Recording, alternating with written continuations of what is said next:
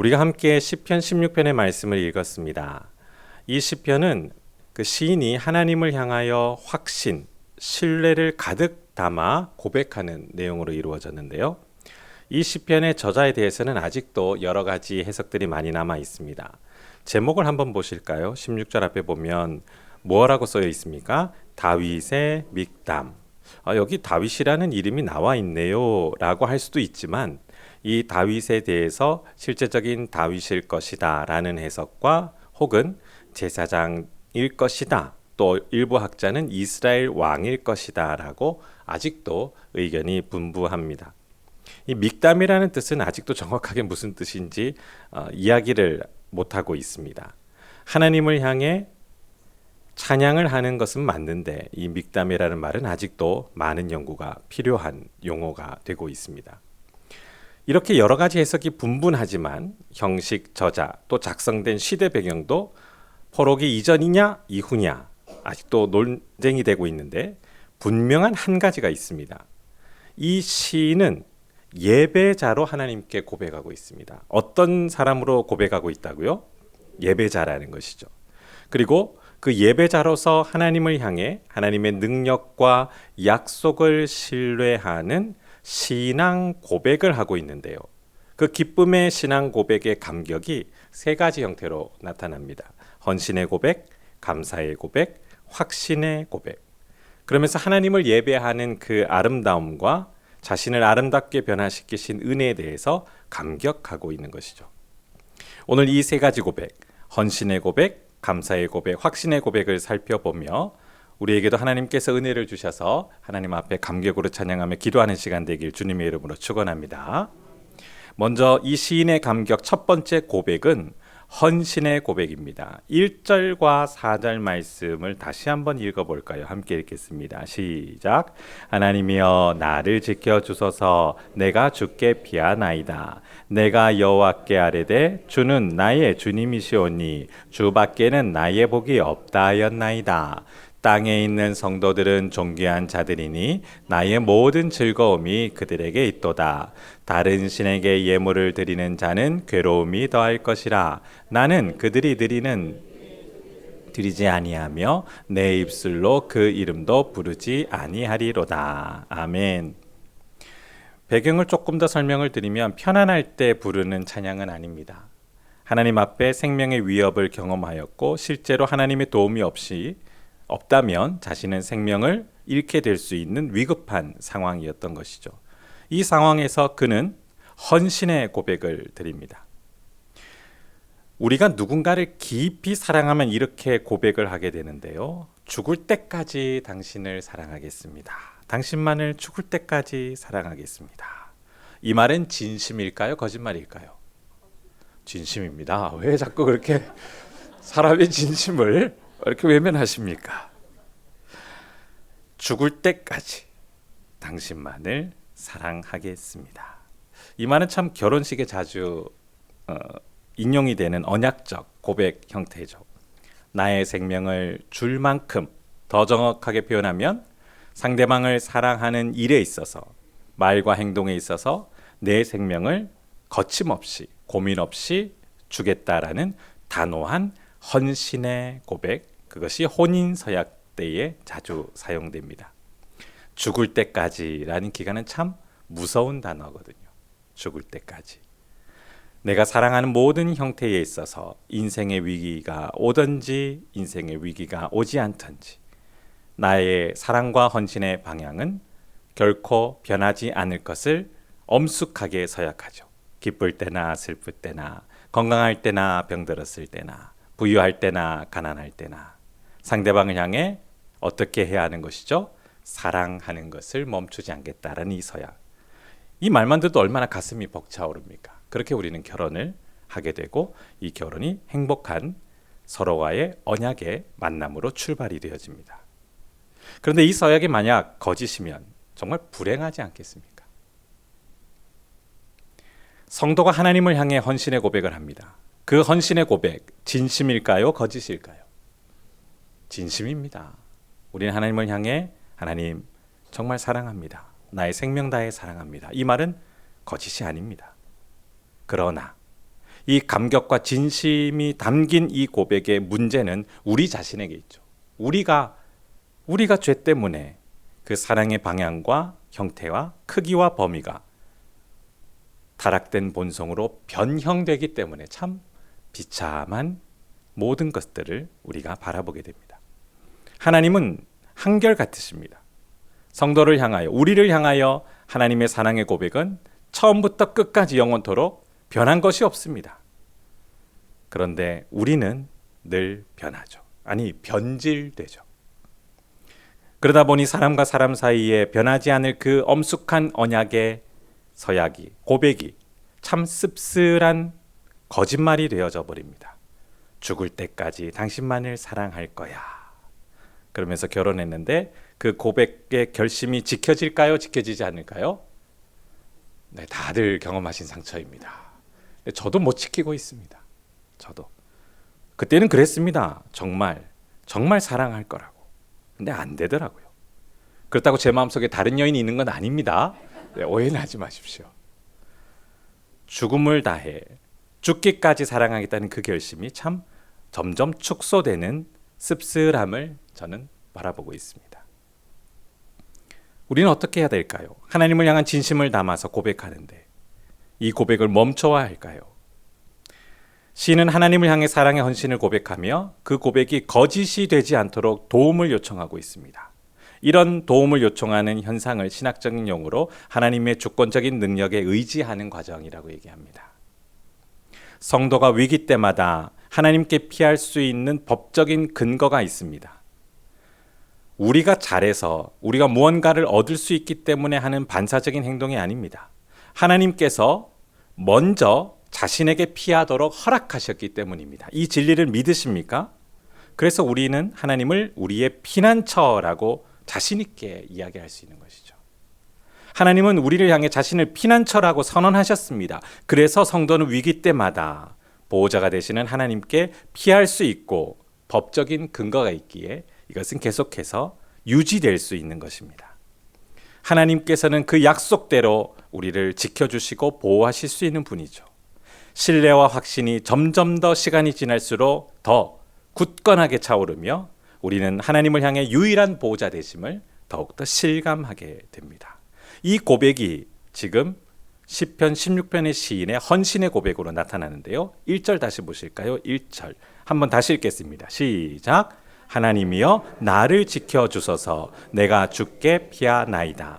한글 성격은 주님께 지금 피하겠습니다라고 되어 있지만 완료형으로 원어는 되어 있습니다. 나는 지금 주님께 피했습니다. 그러니 나를 지켜주십시오. 약속하신 대로 나의 피난처가 되기로 약속하셨으니 선언하셨으니 그래서 주님께 피했으니 주님 연약한 저를 지켜주십시오라고 외치고 있는 것이죠.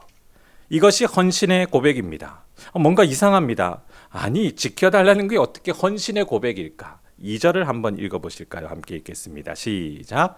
내가 여호와께 아뢰되 주는 나의 주님이시오니 주밖에는 나의 복이 없다 하였나이다. 아멘.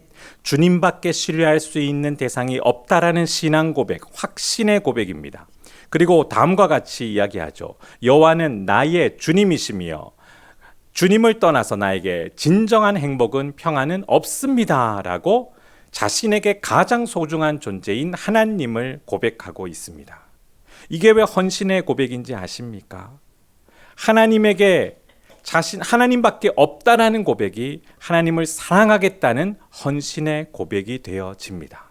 내가 사랑할 수 없지만 하나님의 그 크신 열정과 변하지 않는 큰 능력으로 내가 하나님을 의지하는 이 모든 것들이 이루어지는 것에 감사하며 그럴수록 더욱 위기 때마다 하나님만 생각하고 하나님에게로 피하고 하나님만 의지하겠다라는 신앙 고백적인 헌신의 마음이 이 고백에 담겨 있습니다. 제가 하나의 예를 들겠습니다. 연휴가 되어서 가족의 만남이 이루어져서 정말 감사했는데요. 큰딸이 대학생활을 하다가 2개월 만에 집으로 돌아왔습니다. 제 아내가 사랑하는 딸을 위해 기쁘게 준비한 음식이 있는데요. 바로 엄마표 미역국입니다. 네. 4월 마지막 주간은 저의 큰딸과 첫째 딸이 하루 사이로 생일이 되어졌는데요. 제왕절개 수술로 날짜가 참 신기하게 이렇게 되었습니다.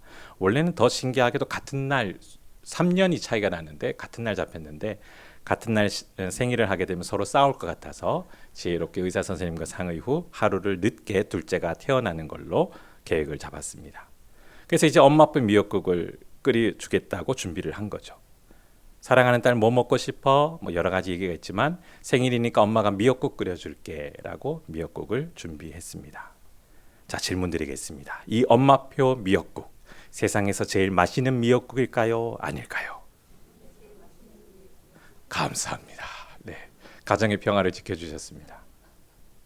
세상에서 왜 가장 맛있는 미역국일까요? 실제로 조리학적으로는 그렇지 않을 수 있잖아요. 네, 영양학적으로 그렇게 않을 수 있습니다. 더 뛰어난 요리사도 있고 더 뛰어난 음식 실력을 가지신 분이 끓이면 그 음식이 더 맛있을 수도 있습니다. 그러나 저의 큰딸에게 엄마표 미역국은 유일한 사랑의 음식이며 누가 끓인 음식입니까? 네, 아빠도 끓일 수가 없습니다. 엄마만 끓일 수 있는 음식이기에 엄마표 미역국은 우리 큰딸에게 사랑이 듬뿍 담긴 힘이 되는 음식이 되는 것이죠. 엄마 미역국 끓여주세요. 이 요청을 들을 때 엄마의 마음은 어떨까요? 네, 귀찮아하지 않고 열심히 사랑하는 딸을 위해 끓입니다. 그리고 그 미역국을 먹고 딸이 어떤 이야기를, 어떤 고백을 했을까요? 맛있다, 맛있다. 맛없다 그랬다면 큰일 나죠. 네. 그 녀석에게 그 미역국이 왜 그렇게 맛있게 느껴졌을까요? 누가 끓였기 때문입니까? 엄마가 끓여서. 성도의 고백은 하나님을 향한 신뢰가 전제됩니다. 그 신뢰의 마음은 성도의 마음 상태와 의식 수준의 근거가 되는 것이 아니라 하나님이 우리의 보호자라는 그 선언이 근거가 되어 그 선언이 진짜라는 확신에 찬 성도의 고백이기에 하나님을 향해 그 고백이 아름답게 드러나게 되는 것입니다. 우리는 마음이 바뀌잖아요. 우리는 항상 마음이 바뀝니다. 그러나 하나님은 변하지 않으셨고 우리의 유일한 보호자가 되기를 기뻐하셨고 지키시기를 기뻐하셨고 언제든지 도움을 요청하라고 말씀하셨고 도움을 요청했을 때에 기쁜 마음으로 도와주셨습니다. 이것을 알기에 하나님께 도움을 요청하는 고백은 헌신의 고백이 되는 거예요. 주님의 도움만이 나에게 유일한 희망과 소망이 되고 평안이 됩니다. 주님의 그 도우심이 나의 소망과 안정이 됩니다. 라는 믿음의 고백이 담겨 있는 헌신이 되는 것이죠. 시인은 연이어 3, 4절에서 여호와를 향해 헌신의 고백을 이어가는데요. 3절, 4절 함께 읽도록 하겠습니다. 시작. 땅에 있는 성도들은 존귀한 자들이니 나의 모든 즐거움이 그들에게 있도다. 다른 신에게 예물을 드리는 자는 괴로움이 더할 것이라. 나는 그들이 드리는 피의 전제를 드리지 아니하며 내 입술로 그 이름도 부르지 아니하리로다. 아멘. 여호와를 향한 그 진실된 사랑을 시인은 개인적으로 끝까지 지켜가는 것뿐만 아니라 여호와의 거룩한 언약 공동체와 함께 헌신하고 싶어 하는 마음을 고백하고 있습니다. 여기서 두 부류가 비교되고 있는데요. 여호와를 경외하지 않는 사람들과 여호와를 경외하는 사람들의 태도가 서로 대조되고 있습니다. 여호와를 경외하지 않고 이방신을 추앙하는 사람들의 배타적인 태도 앞에 시인은 그 태도를 따르지 않고 오직 누구만을 즐거워하겠다고 이야기하고 있습니까? 하나님만을, 성도들과 함께, 믿음의 공동체와 함께 기쁨으로 하나님께 도움을 요청하는 헌신의 고백을 드리겠다라고 이야기하고 있는 것이죠. 하나님과의 사랑 관계를 성경이 설명해 줄 때에 크게 두 가지의 형태로 가르쳐 주고 있는데요. 남편과 아내의 관계, 또 두 번째 부모와 자녀의 관계로 하나님의 사랑을 우리에게 알려줍니다. 우리는 누구와 결혼한 관계일까요? 예수 그리스도와 함께, 우리의 신랑 되신 예수 그리스도. 또한 하나님은 우리의 아버지가 되십니다. 우리는 그분의 자녀라는 것이죠. 부모와 자녀의 관계를 통해 하나님 사랑의 실체를 우리는 경험하게 되어집니다. 결혼 관계에 대해서 조금 더 설명을 드릴 텐데요. 남편은 다른 여인을 사랑해야 합니까? 사랑하지 않아야 됩니까? 그런 불공평한 게 어디 있습니까? 모든 사람을 사랑해야 되지 않겠습니까? 사람은? 그러나 남편과 아내의 관계는 배타적입니다. 남편은 한 여인만을 사랑하여야 합니다. 남편에게 사랑과 헌신의 1순위는 아내입니다. 또 부모와 자녀에게 있어서 사랑의 헌신의 1순위, 부모에게 있어서 사랑과 헌신의 1순위는 누구일까요? 자녀가 되어지겠죠.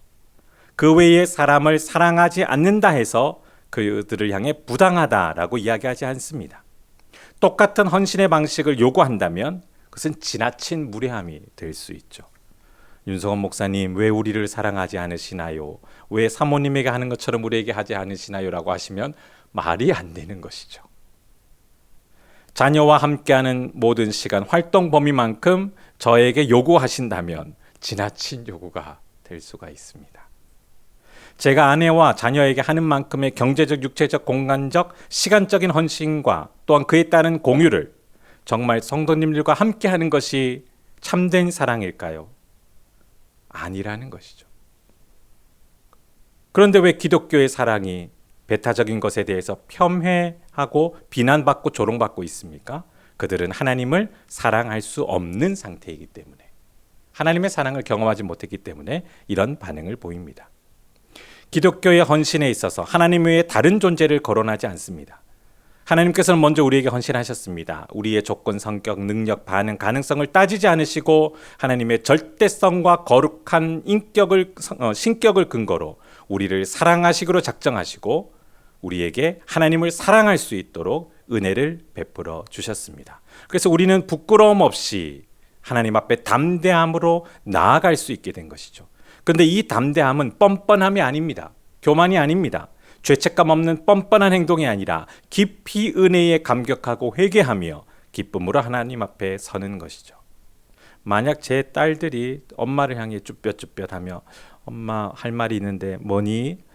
먹고 싶은 게 있는데 이걸 끓여달랄까 말까 고민이 돼서, 미역국을 먹고 싶은데 이거를 끓여달랄까 말까 고민이 돼서, 이렇게 이야기한다면 그 관계가 어떻겠습니까? 말이 안 되는 것이죠. 내가 엄마 앞에 미역국을 끓여달라는 자격이 될까? 잘한 것도 없는데. 엄마가 피곤해하지 않을까? 귀찮아하지 않을까? 그냥 배달시켜 먹을까? 이런 고민을 하면 할수록 부모는 슬퍼집니다. 그냥 엄마 미역국 먹고 싶어요. 이 한마디가 얼마나 부모에게 기쁨이 됩니까? 성도는 항상 하나님에 향하여 도움을 요청하는 사람들입니다. 그 요청은 거래가 아니죠. 하나님 아버지를 신뢰하며 신랑 되신 예수 그리스도를 사랑하기에 하나님을 향해 도움을 요청하는 겁니다. 하나님, 은혜를 베풀어 주세요. 도와주세요. 하나님의 응원이 필요하고 하나님의 도움이 필요하고 하나님의 모든 능력들이 필요해요.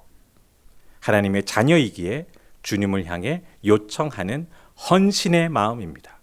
그래서 계속 어색하시죠. 어떻게 도움을 청하는 것이 헌신일까? 이 세상에 하나님 자녀가 아니면 하나님에게 도움을 요청할 존재는 아무도 없습니다. 우리가 하나님께 도움을 요청할 수 있는 건 우리가 누구의 자녀이기 때문일까요? 그것이 헌신입니다. 자녀가 부모를 향해 도움을 요청하지 않을 때 그건 정말 슬픈 관계입니다.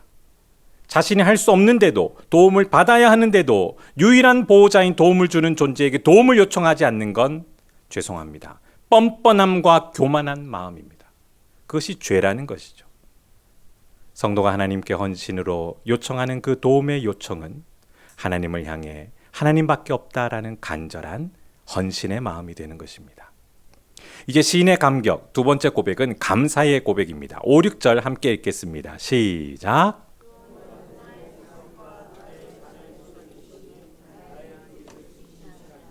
내게 줄로 재어준 구역은 아름다운 곳에 있으며 나의 기업이 실로 아름답도다. 아멘.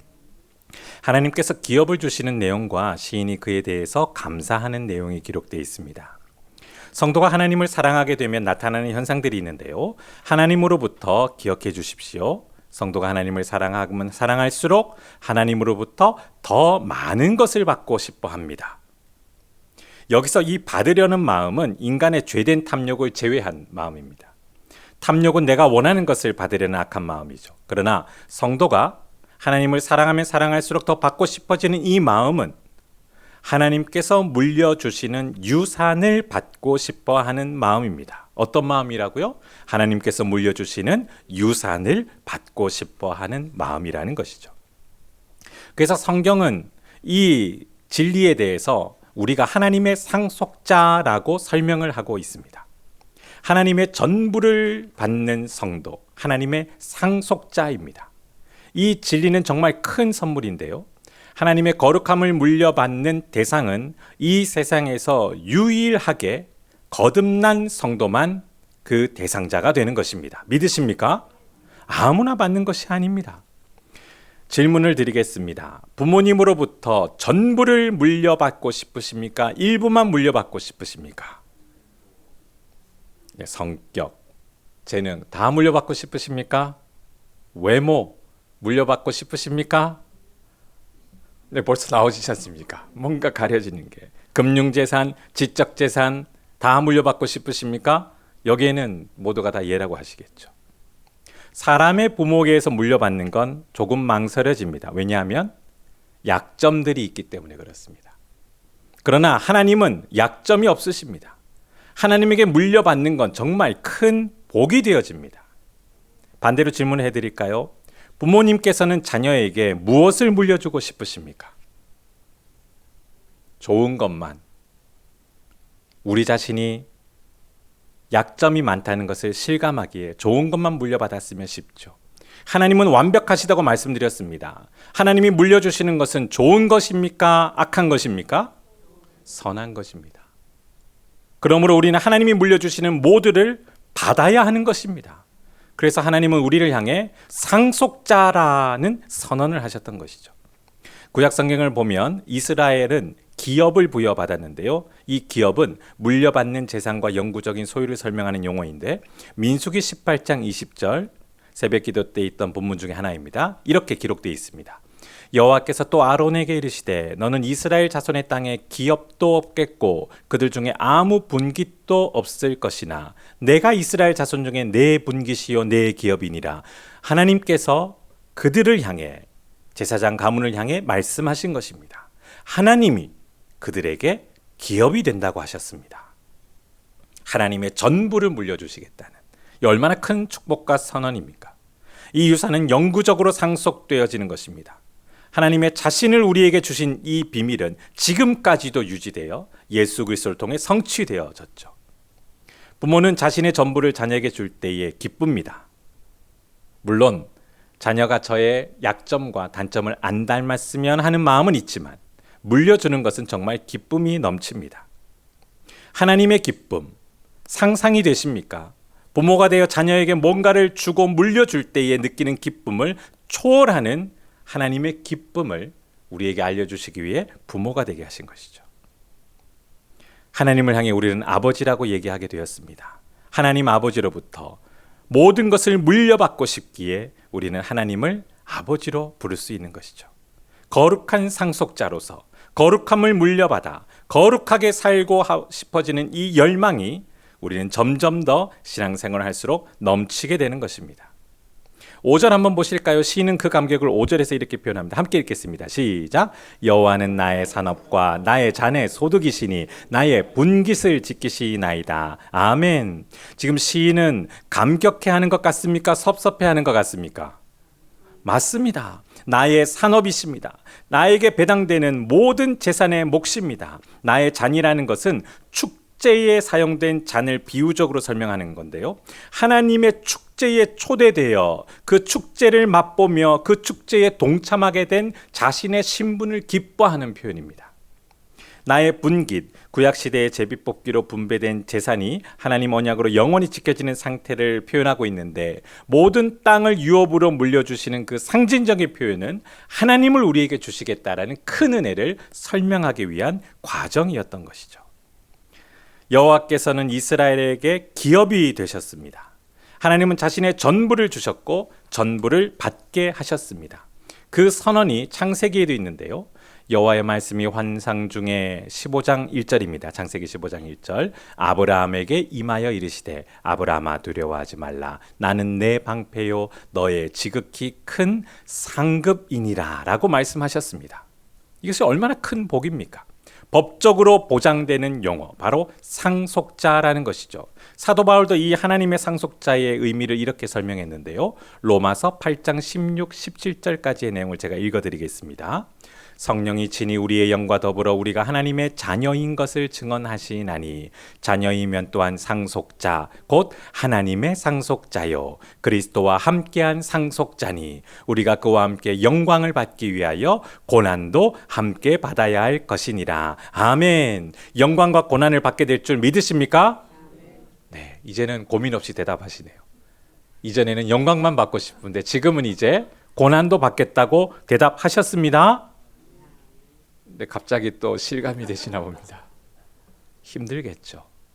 그러나 주와 함께 하나님의 상속자, 그리스도와 함께한 상속자로 주님은 우리에게 영광과 고난을 함께 할 뿐만 아니라 끝까지 우리를 지키시고 보호하실 줄 믿습니다. 그래서 얼마나 큰 감격이겠습니까? 6절을 보십시오. 구원의 확신과 감격의 마음으로 시인은 이렇게 외치고 있는데요. 6절을 제가 원어로 다시 번역해서 읽어드리겠습니다. 주께서 줄로 재어 내게 주신 곳은 기름진 땅입니다. 참으로 나는 아름다운 유산을 물려받았습니다. 그 유산이 아름답다라고 고백하고 있습니다. 자녀가 자신의 부모를 숨기지 않고 드러내며 자랑할 때 정말 그 감격은 아름다운 것입니다. 이분이 바로 우리 부모님이에요. 우리 엄마예요. 우리 아빠예요. 그런데 자녀가 부모를 부끄러워한다면 그것은 얼마나 슬픈 일입니까? 서로를 영화롭게 하며 그 관계가 아름답다라는 진리를 드러내는 행동이 바로 아름다운 유산을 자랑하는 행동입니다. 하나님으로부터 가장 큰 상급은 무엇일까요? 하나님께 받은 가장 큰 상급은 무엇입니까? 하나님 자신입니다. 하나님이 우리에게 주시는 능력 귀한 것입니다. 재능 귀한 것입니다. 물리적인 재화들 그것도 소중한 것입니다. 그러나 가장 큰 상급은 하나님 자신을 우리에게 주셨다라는 진리를 알고 기뻐하는 것이죠. 그래서 거룩함을 닮아가는 열정이 생깁니다. 17세기 개혁주의 성도들은 신앙 고백문에서 이 비밀을 이렇게 고백했는데요. 거룩하는 열망을 이렇게 얘기합니다. 거룩하게 하심은 하나님의 값없는 은혜의 역사이며 우리가 하나님의 형상을 쫓아 전 인격이 새로워지게 되고 죄에 대하여 점점 능히 죽고 의에 대하여 능히 살게 되는 현상입니다. 이 현상이 하나님을 사랑하는 성도에게 나타나게 되며 우리는 하나님의 모든 것을 물려받았을 때에 거룩함을 추구하게 되죠. 왜 거룩함을 추구하게 되는지 아십니까? 부모는 누구를 닮을까요? 자녀는 누구를 닮을까요? 부모를 닮습니다. 하나님의 자녀는 누구를 닮을까요? 하나님을 닮죠. 하나님은 거룩한 분이십니다. 그래서 우리는 어떤 자녀가 될까요? 거룩한 자녀가 되는 것이죠. 닮아가는 겁니다. 그래서 성화를 사랑하고 추구하게 됩니다. 이 진리가 얼마나 위로가 되고 소망이 되는지, 우리 자신을 보면 가능성이 없고 또 작심삼일 아무것도 안 될 것 같고 불안한데, 그러나 하나님이 전부를 주셨기에 자신을 닮도록 하시기에 우리는 하나님을 닮아 거룩한 자녀가 될 줄 믿으십니까? 그것이 소망이 된다는 겁니다. 그 은혜를 감격하며 감사의 고백을 시인은 드리고 있죠. 이제 마지막 시인의 감격 세 번째 고백은 확신의 고백입니다. 7, 8절 함께 읽겠습니다. 시작. 나를 훈계하신 여호와를 송축할지라 밤마다 내 양심이 나를 교훈하도다. 내가 여호와를 항상 내 앞에 모심이여 그가 나의 오른쪽에 계심으로 내가 흔들리지 아니하리로다. 아멘. 나를 훈계하시는 여호와를 어떻게 하라고 외치고 있습니까? 송축해라. 건강한 생각을 하는 자녀는 부모의 훈계를 기쁘게 여깁니다. 근데 저는 건강하지 못한 것 같아요. 여전히 어머니의 잔소리가 참 듣기 싫습니다.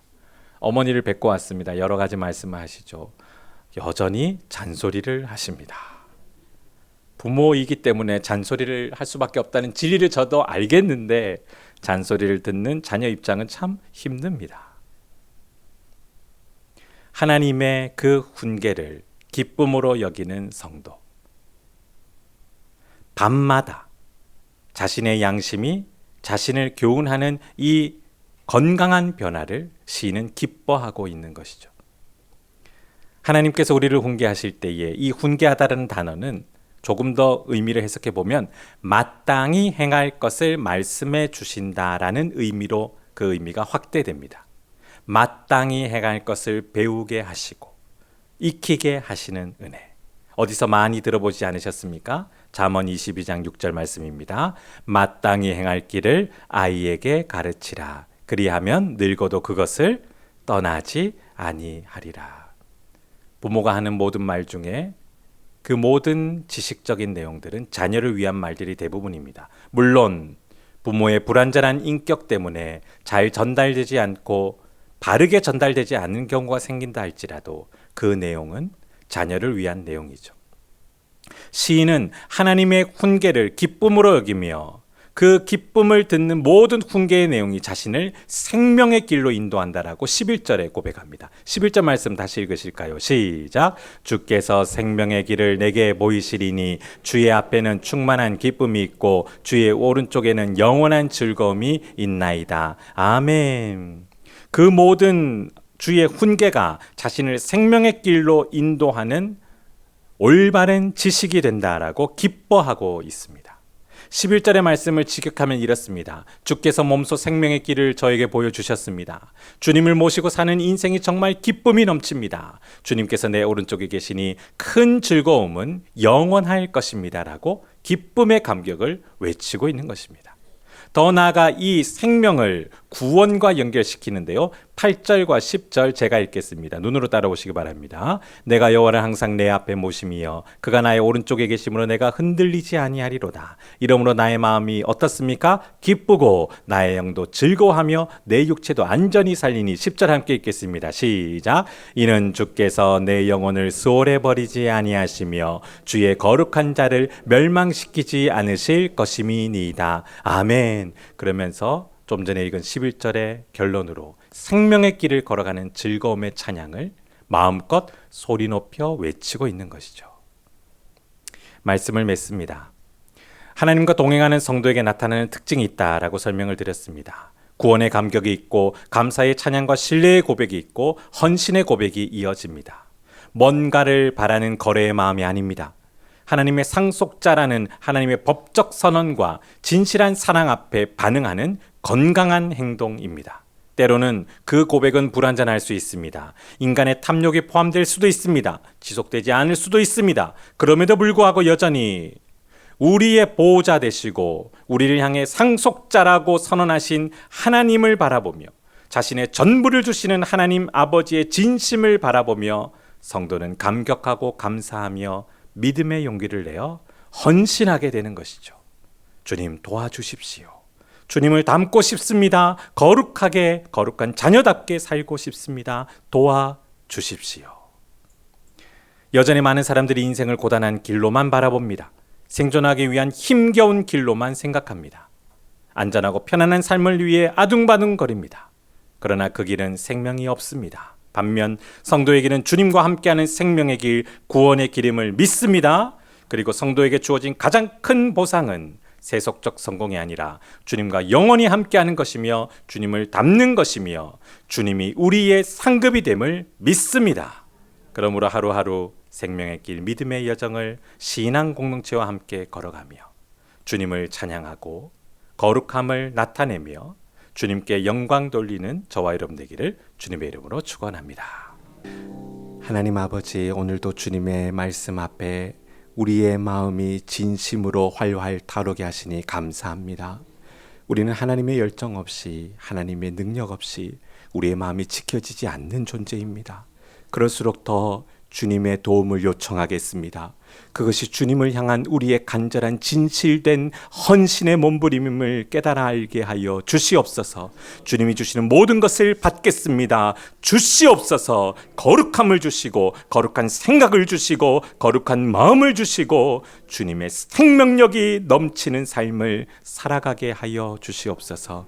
또한 간절히 바라옵기는 새생명 축제를 준비합니다. 이제 하루의 삶이 남았습니다. 그 시간 주님이 주신 기회를 낭비하지 않게 하시고 소중히 여기게 하시고 피곤하지만 새벽을 깨워 구역 식구와 함께 기도할 때에 열매 얻게 하여 주시옵소서. 박정은 목사님을 세우셨습니다. 그 목사님을 통해 생명의 말씀이 전파될 줄 믿사오며 우리의 식구들이, 가족들이, 지인들이 회개하는 역사가 있게 하여 주시옵소서.